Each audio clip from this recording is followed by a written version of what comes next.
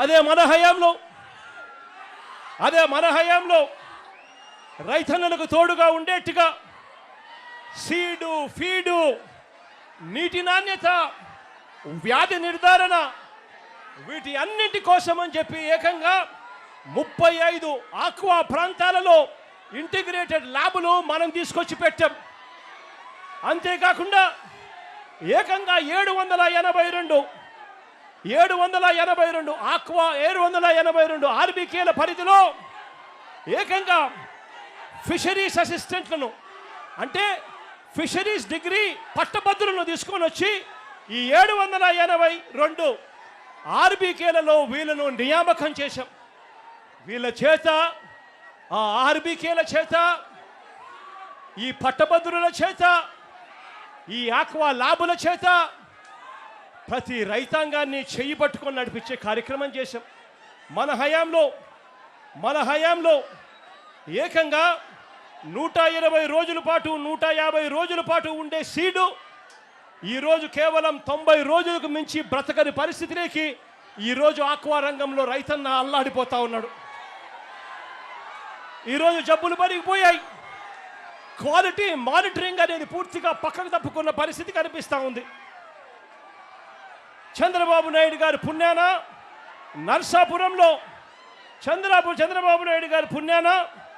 నర్సాపురంలో fisheries యూనివర్సిటీని మనం start చేస్తే, అందులో క్లాసులు కూడా మొదలు పెడితే, డబ్బులు కూడా శాంక్షన్ చేస్తే చంద్రబాబు నాయుడు గారు దాన్ని ఆపేసిన పరిస్థితి ఈరోజు కనిపిస్తూ ఉన్నాం.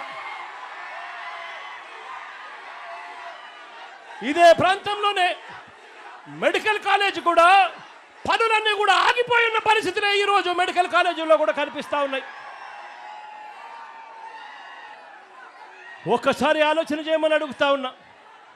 మనసున్న పాలకుడు ఉంటే, రైతాంగం పట్ల నిజమైన ప్రేమ చూపించే పాలకుడు ఉంటే, మన హయాంలో వైఎస్ఆర్సీపీ ప్రభుత్వ హయాంలో చేపలు రొయ్యల ప్రొడక్షన్, చేపలు రొయ్యల ఉత్పత్తులు చంద్రబాబు నాయుడు గారి హయాంలో 39 లక్షల టన్నులు ఉంటే, వైఎస్ఆర్సీపీ ప్రభుత్వ హయాంలో అవి ఏకంగా 51 లక్షల టన్నులకు పెరిగాయని చెప్పి కూడా గర్వంగా కూడా చెప్పగలుగుతారు.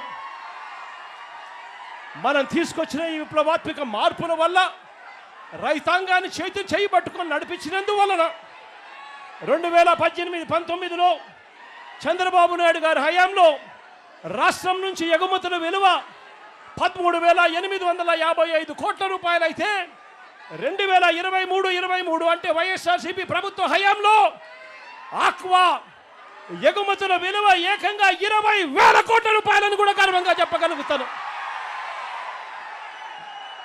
అంతేకాదు, చంద్రబాబు నాయుడు గారి హయాంలో 86% ఉన్న యాంటీబయోటిక్స్ అవశేషాలు, అంటే యాంటీబయోటిక్స్ అవశేషాలు చంద్రబాబు నాయుడు గారి హయాంలో 86% ఉంటే, అదే వైఎస్ఆర్సీపీ ప్రభుత్వ హయాంలో దాన్ని ఏకంగా 20%లోపే తగ్గించామని చెప్పి కూడా గర్వంగా చెప్తా ఉన్నాం. ఇలా తగ్గించగలిగాం కాబట్టే ఎక్స్పోర్ట్స్ పెరిగాయి, తగ్గించగలిగాం కాబట్టే రైతాంగాన్ని చెయ్యి పట్టుకొని నడిపించగలిగాం కాబట్టే ఉత్పత్తి పెరిగింది. 2021-22 వైఎస్ఆర్సీపీ ప్రభుత్వ హయాంలో, 2023-24 వైఎస్ఆర్సీపీ ప్రభుత్వ హయాంలో వరుసగా బెస్ట్ మెరైన్ స్టేట్ అవార్డును సెంట్రల్ గవర్నమెంట్ చేత వైఎస్ఆర్సీపీ ప్రభుత్వ హయాంలో రాష్ట్రం పొందింది అని కూడా గర్వంగా కూడా నేను చెప్పగలుగుతాను. ఇవన్నీ మనసున్న ప్రభుత్వం మనసు పెట్టి చేస్తే రైతులను ఎలా ఆదుకోగలుగుతుంది, రైతులకు ఎలా తోడుగా నిలబడగలుగుతుంది అని చెప్పడానికి ఈ రెండు ప్రభుత్వాల మధ్య తేడా కనిపించేట్టుగా మీ అందరికీ కూడా సవివరంగా వివరించడం జరిగింది. ఇవాళ ఈ సందర్భంగా మీ అందరికీ కూడా నేను ఒకటే హామీ ఇస్తా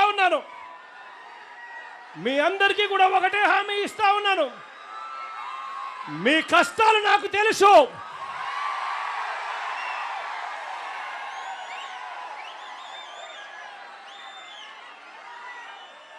నేను ఉన్నాను అని మాత్రం మీ అందరికీ చెప్తా ఉన్నాను.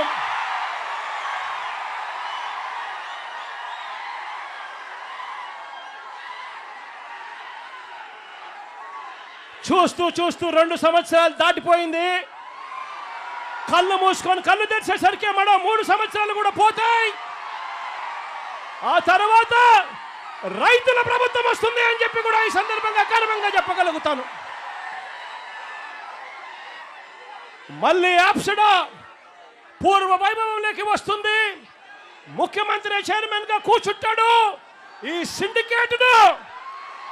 సిండికేట్ను కూకటి వేలతో సహా నరికేస్తాడు అని చెప్పి కూడా ఈ సందర్భంగా తెలియజేస్తా ఉన్నాను.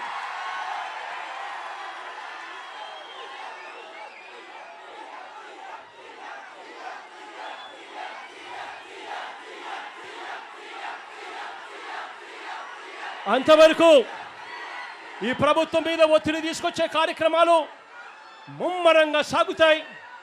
వైఎస్ఆర్సీపీ ప్రభుత్వం ఆక్వా రైతులకు, రైతాంగానికి, అన్ని పంటలు కోల్పోయి ఉన్న ఈ రాష్ట్రంలో రైతాంగానికి ప్రతి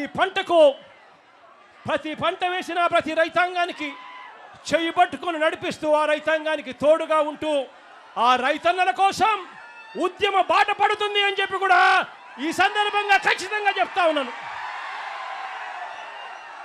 నా పక్కనే పొగాకు రైతులు కనిపిస్తా ఉన్నారు, పొగాకు చూపిస్తా ఉన్నారు. పరిస్థితి ఒక్కసారి చూస్తే వరుసగా 2 ఏళ్ళు పొగాకు పంటకు గిట్టుబాటు ధర రైతులకు రాక రైతు ఎక్కుతా ఉన్నారు. రోడ్ల మీద రైతులు కనిపిస్తా ఉన్నారు. కానీ ఈ ప్రభుత్వం పట్టించుకునే పరిస్థితి కనిపించదు. ఇలా ఒక్క పొగాకు రైతే కాదు, ఏ పంట చూసుకున్నా కూడా రైతన్నలకు గిట్టుబాటు ధర రాని పరిస్థితే కనిపిస్తుంది. ఆర్బీకేలు నిర్వీర్యమైపోయిన పరిస్థితులు కనిపిస్తాయి. ఉచిత పంటల బీమా లేకుండా పోయిన పరిస్థితులు కనిపిస్తాయి. సమయానికే ఇచ్చే ఇన్పుట్ సబ్సిడీ కనపడకుండా పోయిన పరిస్థితులే కనిపిస్తాయి. రైతు భరోసా అన్నది ఒక మోసంగా మిగిలిపోయిన పరిస్థితులే కనిపిస్తాయి. ఈరోజు ఇటువంటి బాధాకరమైన పరిస్థితిలో ఉన్న ప్రతి రైతన్నకు వైఎస్ఆర్ కాంగ్రెస్ పార్టీకి చెందిన ప్రతి కార్యకర్త తోడుగా ఉంటాడు అని చెప్పి ఈ సందర్భంగా మరొక్కసారి భరోసా ఇస్తూ మీ అందరి ప్రేమానురాగాలకు, ఆప్యాయతలకు 2 చేతులు జోడించి పేరున హృదయపూర్వకంగా కృతజ్ఞతలు తెలుపుకుంటూ సెలవు తీసుకుంటున్నాను.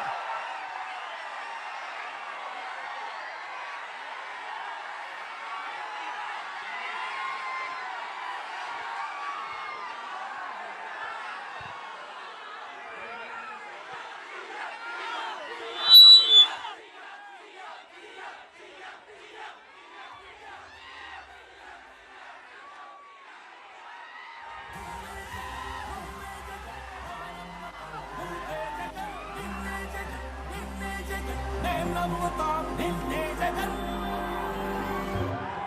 మా నమ్మకం నువ్వే జగన్ మేం నమ్ముతాం నిన్నే జగన్ మా నమ్మకం నువ్వే జగన్ మేం నమ్ముతాం నిన్నే జగన్ నువ్వే జగన్ నువ్వే జగన్ మా నమ్మకం నువ్వే జగన్ నిన్నే జగన్ మేం నమ్ముతాం నిన్నే జగన్ నిన్నే జగన్